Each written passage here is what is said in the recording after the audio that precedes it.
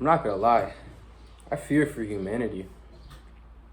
As people become more individualistic and their consciousness becomes focused on themselves, we start to lose focus on what actually matters. Community. Community matters so much.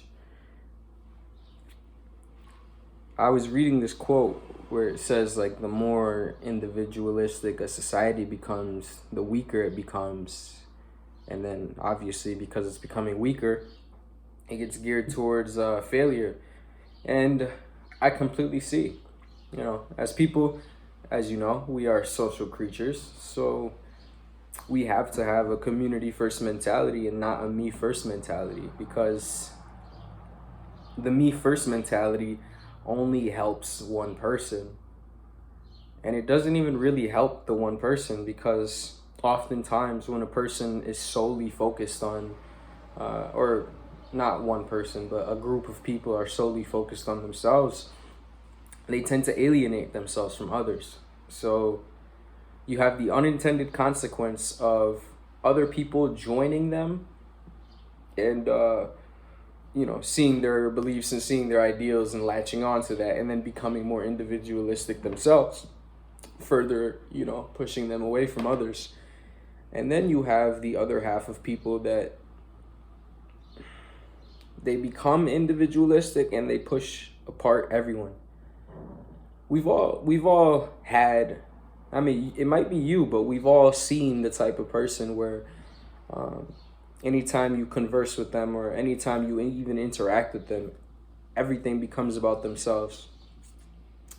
And I'm sure you think and know that that's not productive. Nobody wants to just be around another person who's constantly talking about themselves, or who constantly makes everything about themselves. Or it doesn't even have to be necessarily about just themselves, but it could be their interests. Like, every conversation just has to lead to something in which is in their frame.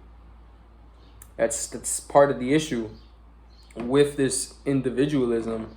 Everybody wants to, how do I put this, in a sense, be a main character, and through being a main character, they want life to be in their frame only, if that makes sense. I'll try to put it in layman's terms. It's like everybody's crafting their own Marvel universe, and you have to have these specific set of rules to exist in this universe, without actually thinking or knowing that other people are creating their own universes. And all these different universes, or I'm saying universes, but I'm using that as more of a mental atmosphere, because in my opinion, the mental atmosphere that is in your head determines your life circumstances. It determines how you treat people and whatnot. Just the swirl of emotions and thoughts and everything that you could really think of, that determines your own mental atmosphere.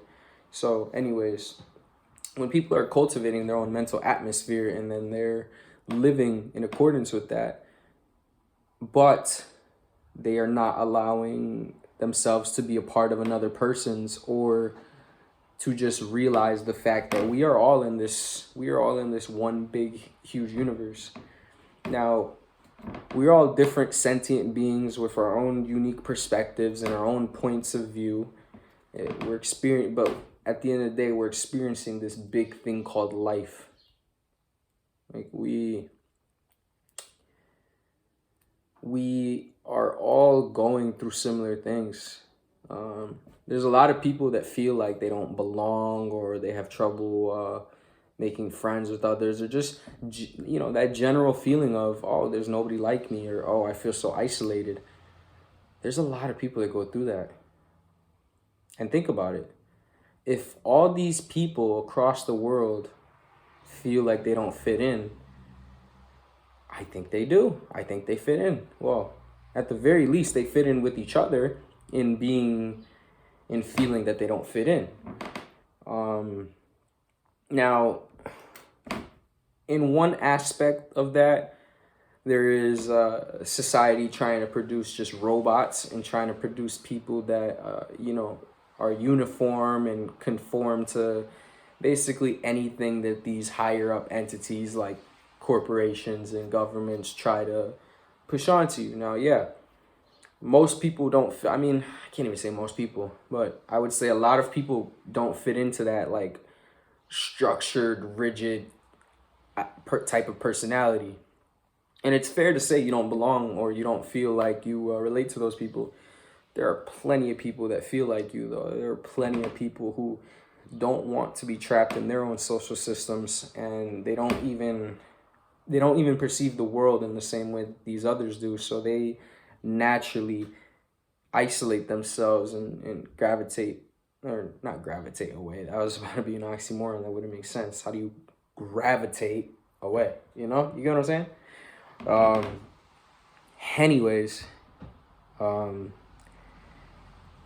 all these people feel like they don't fit. They actually fit in just well with each other.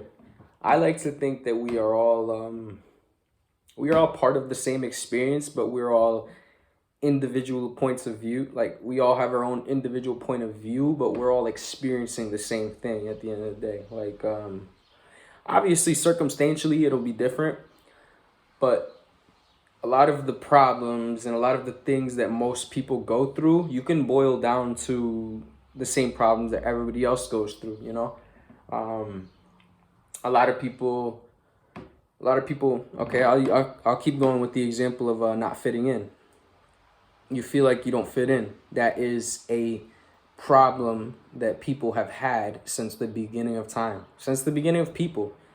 I mean, there was always, even though past cultures were closer together, less individualistic, more about the community, there was always talks of the black sheep. There was always allegories and metaphors alluding to the black sheep, or alluding to the person who just doesn't fit in, or like the weirdo of the clan, or the group, or the weirdo of the community. That has been going on since the beginning of time. You are not alone in feeling that way, and you are also not special for feeling that way, because the circumstances that you are going through, they're different than like the ancient Greek guy who had troubles fitting in with his society, like Diogenes. You guys know about Diogenes. It's the same thing. It's just the circumstances are different. Like, they may have had a lively, robust social life, and then as they started to become more of who they are, then they started to naturally get away from that. That's the same as if It's essentially the same as if someone who has never even had a robust social life and has just been always estranged. It just took the first party, because the first party's experience had to also involve self-actualization and self-realization. That person had to figure out themselves, to figure out that they don't belong to the group. So that's why they had the life, because they were not their true selves. They had the robust social life, but then as they became more of themselves, boom, they start to get alienated. No difference from, or barely a difference from, the person who never had the robust social life, because they've always been firm in their character. They have always known who they are, or they might have known who they are, but they've always acted in a different way because they were acting in accordance with their self. Now that self obviously wasn't, it wasn't accepted by their peers of the time. But again, that's circumstantial, These two people, it's four people, but these two people may have had the same thoughts, or may be a very similar type of person, have the same interests, respond to things the same way, but the circumstances led it differently. One may have grown up where, they had a very conforming life, like their parents were strict on them, their parents had them act a certain way, or if not, they get some slaps. And then the other person may have had a lot of freedom. Their parents may have just allowed them to be who they are and always encouraged them to be who they are. So they ended up alienating themselves because they were such they were such like a distinct person. Like especially kids. I mean, it's even with adults, but especially kids or around that puberty age. I wouldn't say the younger kids. I would say preteen, teen. That's when like puberty and the hormones start hitting, and everybody wants to start arranging themselves in the social hierarchy. Everybody wants to be on top. So in that, they're only viewing surface level things. So they may have alienated a person because very dumb reasons, like this guy, he might not be into sports, but he's into poetry, right? They might hate him for that. They might alienate him for that because he knows in his heart who he is. He is a man who likes poetry. So he may get alienated for that because he's not your typical macho, got that swagoo, ragu swagoo, you feel me? No spaghetti. So he might have already known.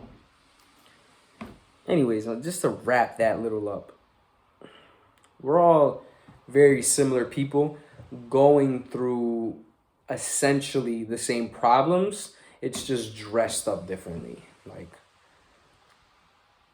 it's all just dressed up differently, but it's all the same. Like, a lot of people, if they were born in another person's circumstances, they would be going through the exact same problems. But because they weren't born in that, they can't relate to it, and they choose not to be empathetic. I think empathy is a choice. I think it's an active choice. I think some people are naturally more empathetic than others. That's I don't think that's refutable. But empathy is an active choice because some people choose not to put themselves in other shoes, or they choose not to think from the other perspective, not because they can't, and not because they like it's not even mentally in their head, because they choose not to. Either they might like the superiority of not being in that position, or they just don't want to feel that emotion. They don't want to. They don't like being vulnerable with themselves, so they don't feel the emotion of others. And that's a symptom of this individualistic society, because if you are all for yourself, if you are trying to bolster your career, if you are all just basically 100% in on yourself, why care what someone's going through? That's not affecting my bag. That's not helping me get the bag. That's not helping me get more social status. That's not helping me at all. But you see that therein lies the problem. Because when you think so much about yourself, you don't take any responsibility to help the world at hand. There's no I'm helping you just cause. There's a lot of like people who are it's been admitted into interviews, like some people are legitimately some people donate to charities and stuff just for the PR, just so other people know that they are a charitable person. I don't gotta say why that's bad. I feel like you should already know, and if you don't, you got some soul searching to do, my guy. There's deep empathy in there that you gotta look up, you gotta look for. Because we should not be doing for others just for our own gain. We should be doing for others for the larger community, so everybody has a good stance, everybody has a good place in the world. I'm not talking about some socialism or communism. I'm not talking about that. I'm just talking about helping your brethren, helping your brothers, helping your sisters. Just helping. We just need to help each other. Simple as that, my guy. Trying to think, because this was about individualism and I kind of went off a rant. So, yo, why are you texting me, bro? Get out of here. Can't you see I'm making a video?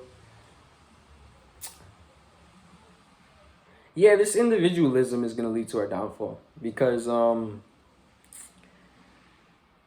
society tends, or people tend to repeat the mistakes of older societies. We've seen it plenty, and yeah, I don't think humans fundamentally can handle the amount of advancement that we have because the average, okay, so we have all this technology around, like cars, like I'm looking at my refrigerator right now. We have all these things. There's a washing machine right next to me. We have all these things, but the average person, 99% of people don't know how to operate them, don't know how to fix them, don't know how to build them, don't know the understanding of why it works, what makes it work. There's a lot of things that the average person doesn't know about a lot of the things in their life. So when we have all these automated systems that just help, that just ease our day of lives and our comforts, and make us comfortable and allow us to just basically become mentally ill. I'm not gonna lie, because at least in the past there were definitely still around. Obviously, everybody's depressed. Of course, that doesn't make sense. Although a lot of people are, so take that as well. But anyways, back in the days, we didn't have all these things readily available and like easing our lives. So we didn't have our minds basically weren't allowed to ruminate and become ill, if that makes sense. So like take for example a farmer, or just people in honestly third world countries who don't have too much access to like technology and all that stuff. Like they still have they still have, primitive is the wrong word, but they still have a more traditional way of living. They are not really mentally ill or anything. They don't go through the same problems, like, because they're occupied. They have occupations that give them meaning. Like a farmer, his farm is his everything. That's his way of living. That's who he is. That's what he does, because he farms. When you do that and you get fulfillment from that, at the end of the day, when you kick off your boots and lay back, you're not gonna sit there thinking like, oh fuck, what does Jenny think about that? Or you what's another, or you don't start to think yourself into a sickness. I think a lot of people think themselves into sicknesses because we have social media, so we see all these people. We see all these people up here, and then we tend to feel like we're down here because we're just seeing the happy image of them. We're only seeing them on vacation. Imagine, because I went on vacation back in like, it's been a while. I've been on vacation back in 2019. I know it's been a while. Technically, we could count 2020, but whatever. 2019, went out of the country, went back to the motherland, and what the fuck was I talking about? Jesus Christ. Oh, yeah. So, anyways, I went back to the motherland. Now, imagine if I had done a whole photo shoot then, and for the next 5 years, all I posted was just pictures of that. But I was in different locations and had different outfits and different whatever. So you would think that like I'm just going through life like happy as hell, like always on vacation. But it could have just been, or like the case is, that I just took hella photos while on one vacation, split them out over the years to make it look like I'm always on vacation. Now people do that. And why I bring that up is because when you see that on your timeline, it's a real time show of your social status. And it also shows that you don't know what's going on in someone else's life. You don't. That, like I said, could have been their vacation from 5 years ago that they're still milking, How would you know though? They're not gonna tell you unless you ask them directly, and even then, they're probably might not even tell you because they like the facade. I would assume the type of person to cultivate such an image online is the type of person who would not want to break that facade in real life. Now, their real life, if they tell a person that it's all fake, that really won't affect their online doing. But the type of person to make that online doing is more likely to just not want to break that facade in any sense. They want people to truly believe that. So anyways, you have these people who are showing you a fake life constantly, and then you start to look at it and you're like, damn, like, I ain't living that shit. What the fuck? How the fuck do I live that shit? How do you live that shit? You don't, because it's fucking fake. Most people can't live that life. Most people don't live that life. There's only a select few people that can actually live that life. And it's usually people who are rich, or pause. People who their families were rich and aided them in being rich. And I'm not even trying to sound salty or anything, but it is the case that if you have rich parents, you are more likely to be rich. If you have poor parents, you are more likely to be poor. It's nepotism on one side, and it's also true competition that's not allowing these people to rise up. And I'm not saying the poor can't rise up and go into that class, but the way it's fed in modern life is just false. Like, a lot of it is just, oh, work on your passion every day, or work and do this, blah, blah, blah, blah, blah, for a long time, blah, blah, and you will get success. Just keep working at it. That's not the case. That's not always the case. It will happen. Yeah, it will happen. And I'm not trying to sit here and be like, yeah, don't work hard. But set healthy expectations. Actually, don't even set expectations. Set goals. Don't expect anything. Expectations lead to disappointment. They always lead to disappointment because expectations are too high. That's why you have to set tangible goals. Anyways, people expect that they're going to go, that they just do this and they expect the result. No, that's not going to happen. It's not going to happen. That's not going to happen. You may luck out. There's an element of luck that people never want to discuss. There is luck in life. You could be working. There could be two people, both software developers. One is grinding 10 hours a day for like 10 years. Just yeah, they make that noise at the computer.